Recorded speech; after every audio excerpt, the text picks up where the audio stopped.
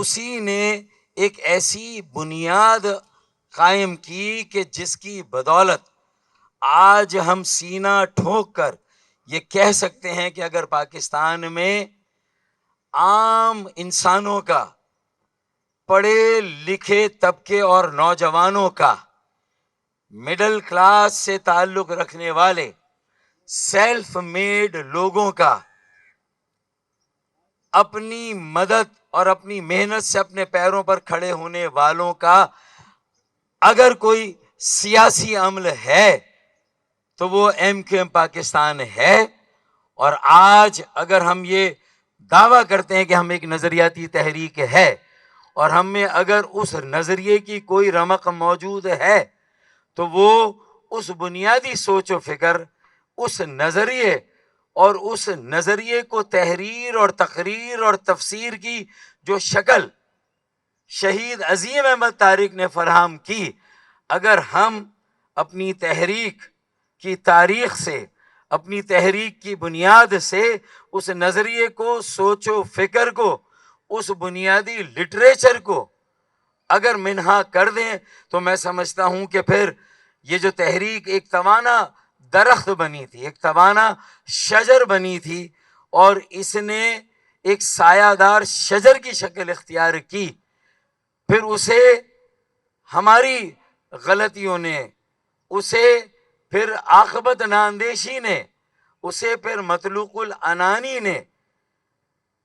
جس جگہ لا کر کھڑا کیا، آج ہم سب تحریک کے عظیم شہید عظیم احمد طارق کی 30ویں برسی کے موقع پر اگر خود احتسابی کا عمل نہ کریں، اگر ہم یہ سوچ بچار نہ کریں کہ ہمارا آغاز کیا تھا، ہماری ابتدا کیا تھی اور آج ہم کہاں کھڑے ہیں، تو ہمیں یہ واضح طور پر اندازہ ہوگا کہ ہم نے اس نظریے کو شاید بہت پیچھے چھوڑ دیا ہے۔ ہم نے اس سوچ و فکر اور سوچ و فکر کے عمل سے قطع تعلق کر لیا ہے، کنارہ کشی کر لی ہے، اور شاید یہی وجہ ہے کہ پھر 1993 میں جب عظیم احمد طارق بھائی شہید ہوئے تو وہ تحریک کے جو معروف شہداء تھے اس کی اولین فہرست میں ان کا شمار ہوتا ہے۔ بہت سے معروف شہداء ہیں تحریک سے جن کا تعلق رہا، عظیم احمد طارق اولین شہداء میں شامل رہے ہیں۔ تو آج اگر ہم اپنے ان تمام اولین شہداء اور بعد کے شہداء کو اسی طرح یوم شہداء، ایام شہداء کے موقع پر، عظیم احمد طارق بھائی کی 30ویں برسی کے موقع پر انہیں جہاں زبردست خراج عقیدت پیش کرنے کے لیے جمع ہوئے ہیں، اگر ہم اس بات کا اعادہ نہ کریں، ہم اس بات کی تجدید نہ کریں کہ ہمیں خود کو اپنے اس اصل سے جوڑنا ہے، اس نظریے سے جوڑنا ہے جہاں ہمیں یہ عزم کرنا ہے کہ اس تحریک کا مقصد ایک عام پاکستانی کو، ایک عام انسان کو، ایک عام شہری کو ایک ایسا موقع دینا تھا جہاں وہ سر اٹھا کر چل سکے، جہاں وہ سر اٹھا کر جی سکے کہ آج پاکستان میں، سندھ کے شہروں میں جو ہمارے ساتھ سلوک روا رکھا گیا، جو بانیان پاکستان ان کی موجودہ نسل کے ساتھ ظلم اور ناانصافی کے جو پہاڑ توڑے گئے، چاہے مردم شماری میں ان کی آدھی سے زیادہ آبادی کو لاپتہ کر دیا جائے، چاہے غیر آئینی کوٹا سسٹم کی چکی میں آج بھی انہیں پیسا جائے، چاہے جعلی ڈومیسائل رکھنے والوں کو ملازمتیں دے دی جائیں اور جن کا حق ہو، جن کی اسناد یہیں کی ہوں، انہیں اس غیر آئینی کوٹے میں بھی ان کا جائز حق اور حصہ نہ ملے، تو اس کے لیے ہمیں کیا توقع دو کرنی چاہیے، اس کے لیے ہم کیا اس ذہنی انقلاب کے لیے تیار ہیں؟ کم از کم میں یہ سمجھتا ہوں کہ اس وقت آپ کے سامنے جو میرے یہاں پر ساتھی اور بھائی بیٹھے ہیں، ہم نے 11 جنوری کو، کیونکہ عظیم احمد طارق شہید کی شہادت بھی ایم کیو ایم کی تقسیم کا کہیں نہ کہیں نتیجہ تھی، اور وہ ایم کیو ایم کی تقسیم کا آغاز تھا جو اس وقت جو صورتحال تھی، اور اس کے بعد بھی اصلاح نہ ہوئی، غلطیوں پر غلطیاں ہوئیں،